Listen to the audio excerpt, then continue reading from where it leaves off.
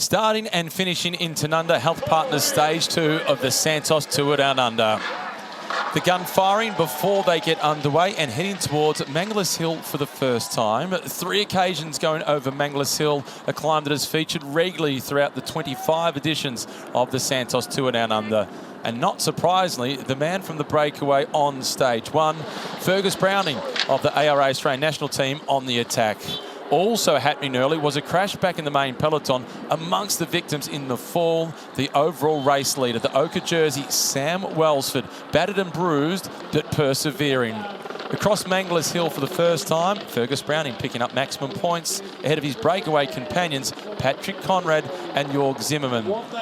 They got out to a maximum lead of just over 2 minutes. Heading through to the first of the zip track intermediate sprints, it was Patrick Conrad getting the better of Zimmermann as Fergus Browning was content with 3rd place. His big focus was the FX King of the Mountains classification. Back in the peloton, they were being sure not to get distracted by the Kangaroos, who would join the famous grapevines of the Barossa Valley, as it was Sam Welsford's teammates from the Red Bull Bora Harmsgrower squad who were at the front of the field, making sure that the break didn't get too out of control. Heading back in through Tanunda, and it was Browning who was leading the charge for another look at Mangles Hill and more points in the race for the FX King of the Mountains classification. For the young Australian on AR Australian national team, mission accomplished. Zimmermann also, though, was content with his time out in front and looking for the time bonuses, a rider who is a contender for the top 10 in the general classification. In the second of the zip track intermediate sprints, it was Zimmermann who got the maximum points and, importantly, got the maximum time gain. So 5-second time gain on the stage for Jorg Zimmermann. Bell lap, the breakaway had been caught, and they're on to Mangles Hill for the final time. And the non-sprinters were trying to put distance between themselves and Sam Welsford. Juan Pablo Lopez from the Lido Trek team, he was one of the first to go on the attack.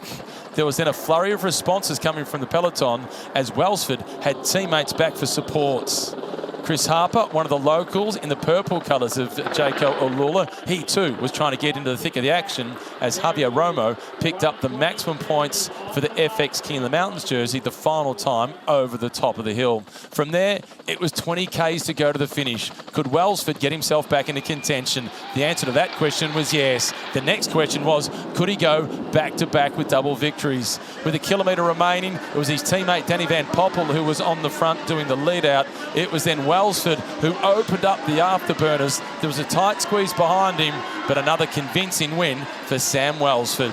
Second position went to Arne Morat of Intermarché Wanty. Rounding out the podium was Brian Coquard, the Frenchman from Cofidis. And congratulations from Noeline, his mother, at the finish line. The whole Welsford family relieved. Another stage victory, and he's on top in the general classification. Welsford will head into stage 3 wearing the ochre jersey.